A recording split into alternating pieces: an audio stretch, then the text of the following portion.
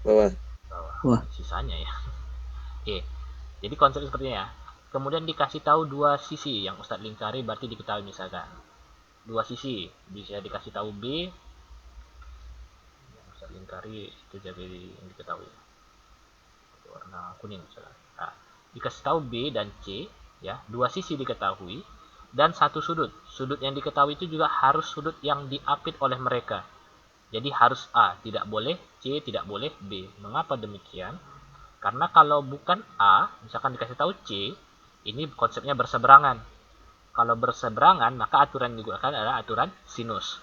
Ya, demikian juga kalau dia dikasih tahu itu B. Nah, ini kan ada konsep berseberangan dengan sisi B, gitu ya.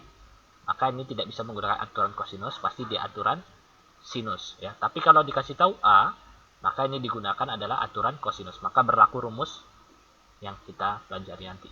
Ya, konsepnya gini, dua sisi dan satu sudut yang berada di tengah-tengah sisi tersebut, gitu ya. Misalkan kita ganti tadi yang B dan C sebagai sisi yang diketahui. Sekarang kalau B dan A, untuk bisa menerapkan rumus aturan kosinus, maka yang harus diketahui itu adalah sudut C. Tidak boleh A, tidak boleh B. Karena kalau pakai A dan B, itu nanti aturannya aturan sinus. Gitu. Konsep gitu ya. Nah, bagaimana kalau dikasih tahu A dan C? Sudut yang mana yang dibutuhkan biar bisa diterapkan aturan kosinus? Sudut A, B, atau C? B. B. Gitu ya. Eh, Penerapan seperti itu. Ya, jadi kapan menggunakan aturan sinus dan kosinus? Kalau kondisinya ada dua sisi dan satu sudut di tengah-tengah mereka, atau sudut yang diapit istilahnya, karena diapit ya. Ini diapit. Maka itu menggunakan aturan kosinus. Selain itu, pasti aturan sinus. Ya gitu aja konsepnya gitu ya. Jadi ini bisa berlaku kalau dia dua sisi satu sudut. Tapi sudutnya juga harus jelas. Sudut diapit.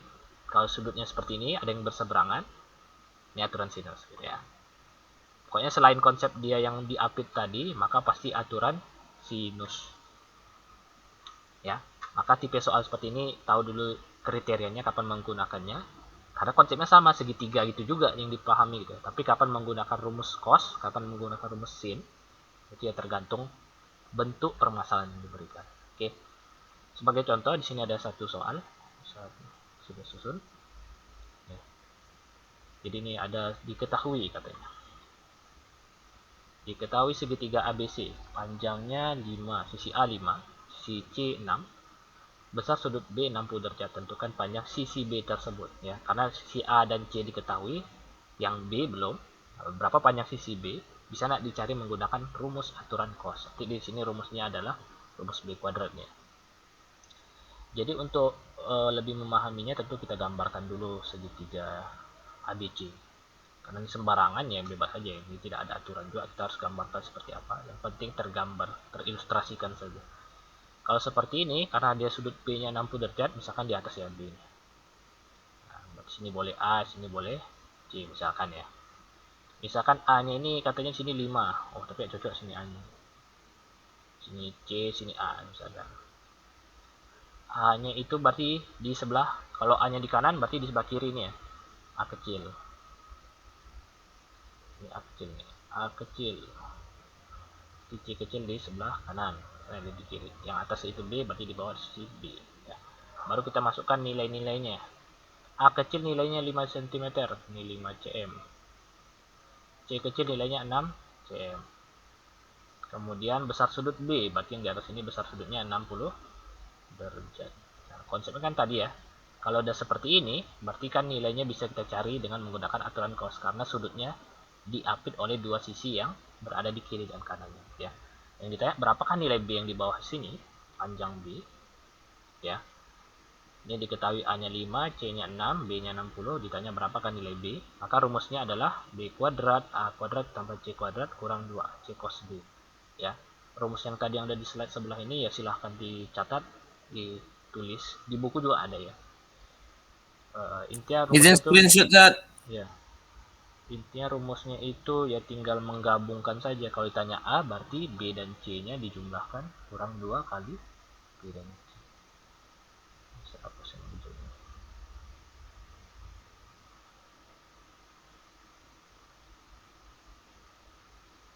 Ini rumus aturan aturan cos ya. Di buku ada juga. Ya. Kalau mencari A berarti jumlahkan B dan C. Kalau mencari B, jumlahkan C dan A. Kalau mencari C, jumlahkan A dan B. Yang di belakang ini hampir sama ya. Bedanya kapan D dikali BC, HC dan AB. Ya ini tergantung penyusunnya. Kalau B dan C jumlahkan berarti dikalikan saja. Ada polanya ya. Jika di depan itu ditanya A, maka di belakang cos A besar. Kalau ditanya B, maka di belakangnya cos B besar. C besar. Itu ada pola untuk melihat rumusnya. Jadi rumusnya jangan ditengok mentah-mentah harus dihafalin per huruf. Tengok aja polanya gitu ya. Karena takutnya nanti kalau segitiga diganti bukan A, B, C, ya nanti hurufnya berganti juga gitu. Jadi jangan mentah-mentah rumus itu yang dihafalkan. Oke, tapi karena ini sama segitiganya A, B, C, kita bisa menggunakan rumus yang sama. Tadi rumusnya itu B kuadrat katanya. C kuadrat kurang 2AC cos B. Ya, tinggal masukkan nilainya. A-nya itu kan 5 katanya. A-nya 5, C-nya itu 6. 2 kali A kali C, masukkan nilai. Cos B-nya cos 60. 5 kuadrat itu 25, maka tadi diuji ya. Ini semua udah paham, tidak ada masalah. 2 kali 5 kali 6 itu dikalikan jadi 60 ya. 2 kali 5 kan 10, 10 kali 6 jadi 60. Cos 60 itu di tabel nilainya setengah atau 0,5 tulisannya. Tadi sini konsep kabataku, nah diingat-ingat lagi ya. Ini mengapa tiba-tiba jadi 30 ya, karena dikalikan dahulu ya gitu ya.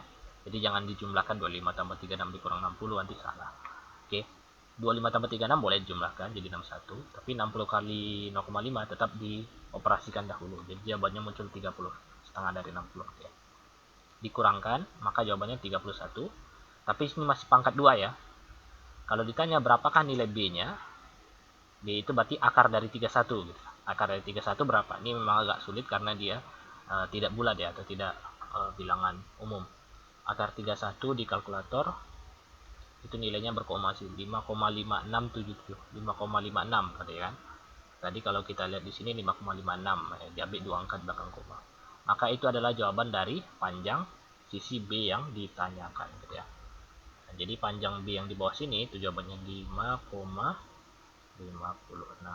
Ya, sebenarnya tinggal menggunakan rumus saja. Tapi harus dipahami kapan kita menggunakan A kuadrat sama dengan, kapan menggunakan B kuadrat sama dengan. Oke, bisa dipahami kira-kira? Bisa ya. Inti ada bilangan kuadrat, ada nilai cos ini gitu. Semua materi itu ya kadang-kadang bertumpuk dia jadi di materi di akhir ini gitu. Ada bilangan pangkat, ini kan materi di semester 1 ya. Eksponen logaritma gitu. Cos ini materi trigonometri di bab ke-6 kemarin gitu. Ya, jadi ditumpuk sekarang dalam satu bab ke-7, penerapan dari apa yang sudah kita pelajari dari awal sampai akhir ya digunakan kembali gitu. Jadi ada ini penggunaannya lagi, jadi jangan sampai diabaikan gitu materi yang sudah lewat. Tadi kan udah diuji juga, tidak ada masalah sih. Baik, di sini sebelum kita ke latihan untuk memastikan juga ya. Misalkan ada segitiga tapi namanya Ustaz ganti. Jadi tidak pakai ABC lagi tapi pakai huruf K, L dan M misalkan ya.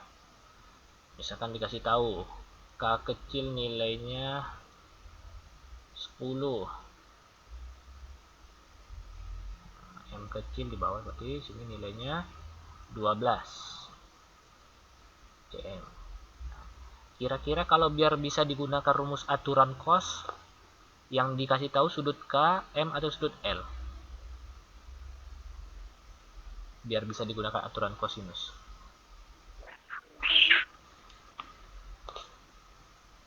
L.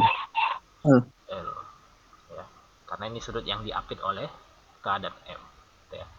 Maka misalkan sudutnya ini, misalkan aja ya, kita nggak tahu juga nilai berapa, anggap ini 45 derajat, kita ambil salah satu sudut istimewa. Oke, kira-kira ditanya nanti berapakah panjang nilai L. Nah, L ini berapa sentimeter gitu ya, ini menjadi pertanyaan. Oke, berapakah panjang sisi L, karena itu belum diketahui karena K dan M sudah dikasih tahu. Berapakah panjang sisi L, jadi pertanyaan ya.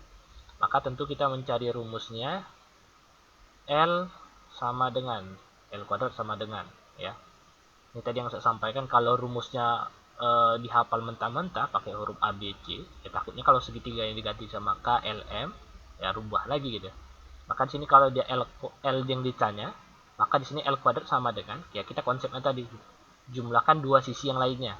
Karena dikasih tahu K dan M, berarti K kuadrat tambah M kuadrat. gitu ya. Jadi jangan dimentah-mentah A, B, C nya gitu. Kalau dihafal itu nanti kalau berubah gimana, ya ini dia konsepnya. Jadi dijumlahkan dua sisi yang lainnya, dikurangi 2 kali K dan M, ya, K kali M maksudnya, 2 K kali M, terus cos, tadi yang saya sampaikan kalau di awalnya L, maka di belakang juga harus L, gitu ya. Jadi rumus L kuadrat di sini sendiri itu adalah K kuadrat tambah M kuadrat kurang 2 kali K kali M kali cos L, cos sudut dari L yang sendiri gitu ya, yang 45. Jadi tinggal dimasukkan saja nilai-nilainya, maka akan ketemu jawaban. L kuadrat sama dengan, itu L kecil ya, payah sih kalau L kecil kayak angka 1 nanti. L kuadrat sama dengan K kuadrat, berarti ini K kuadrat 10 pangkat 2 tambah M nya itu 12 pangkat 2 kurang 2 kali K nya 10, M nya 12 kali cos L, L nya sudutnya 45, cos 45. Ini ada menggunakan lihat tabel lagi ya. 10 kuadrat berapa? 100. 100 kon 100 12 kuadrat 144. 44. Oke, ini master dihafalkan ya. Ini dikalikan dulu ya, 2 kali 10 kali 12. Ini dulu 240. 140. Oke, cos 45 di tabel setengah akar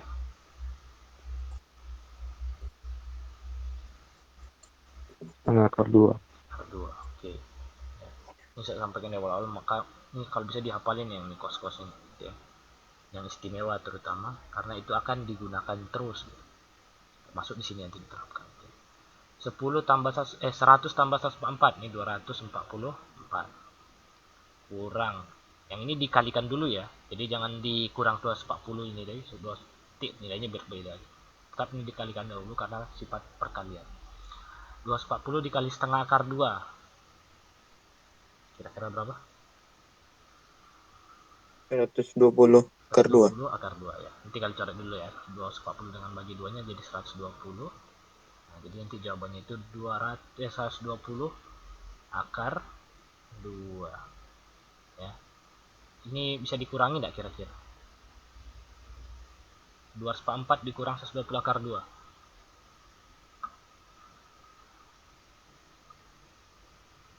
Nah, ini kalau nggak bisa dikurangi ya, ini karena kan satu ini bilangan bulat, ini bilangan akar gitu. Ini tidak bisa diselesaikan. Solusinya kalkulator, karena akar 2 ini juga bilangannya berkoma gitu ya. Tapi kalau kita menggunakan kalkulator dia bisa semuanya. 144 dikurang 120 ya. Akar 2. Berapa tadi? 120 akar ke atas. Oke, maka jawabannya di sini Cek. 244 nya. 244. Oh, 200 ya. Ya, betul. Jadi jawabannya 74,29. Di hasil kalkulator ya. Mungkin. Kita ambil dua angka aja, 74,29. Oke, tulis di sini 74,29. Tapi ini masih pangkat 2 ya. Kalau dia L saja, berarti ini harus kita akarkan lagi. Akar dari 74,2. Nah, ini kan udah mustahil juga kalau dihitung biasa ya. Memang gunakan alat bantu, alat hitung. Akar 74,29. Nah, Iya. berarti ini jawabannya. Komanya nggak boleh pakai koma, titik 8,61, 8,6 aja lah. Jawaban itu 8,6. Jangan dibulatkan saja. 61 sih kalau belum.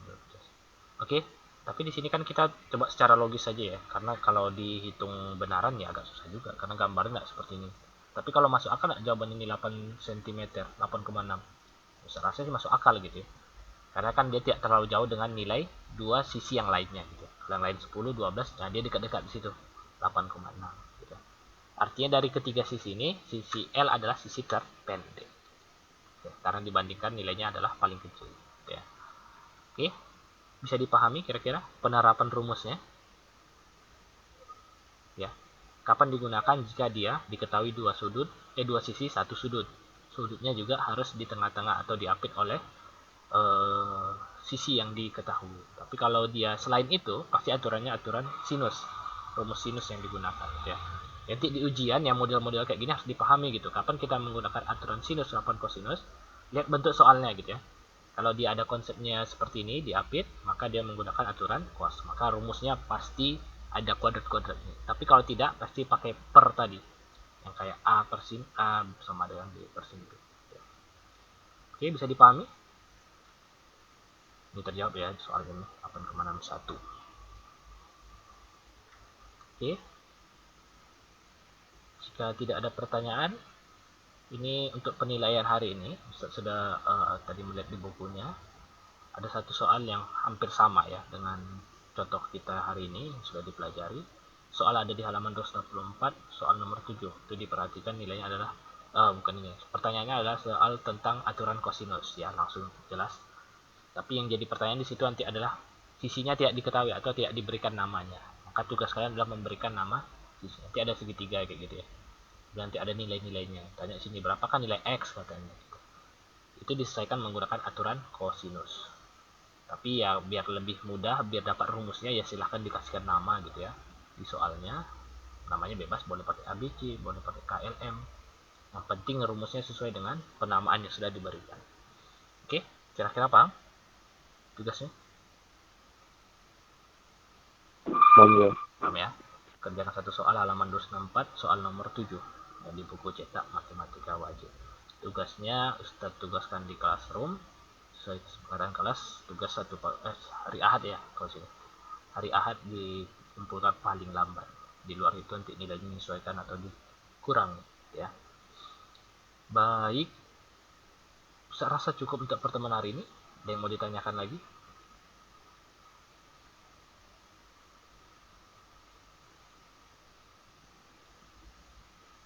Kira-kira bisa dipahami? Insyaallah. Insyaallah ya. Paham. Tahul. Mana yang lain? Raditya bisa paham?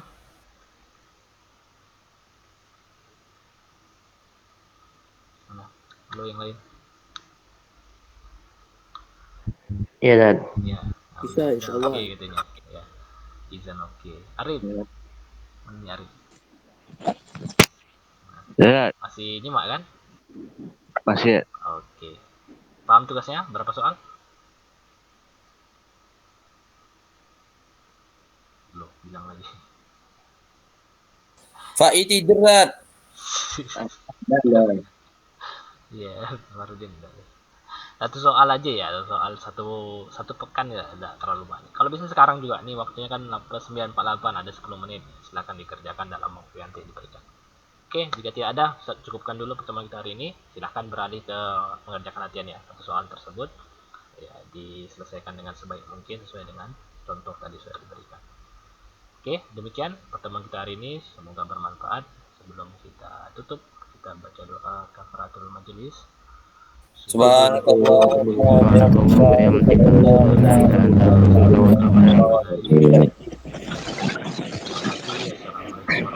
wabarakatuh.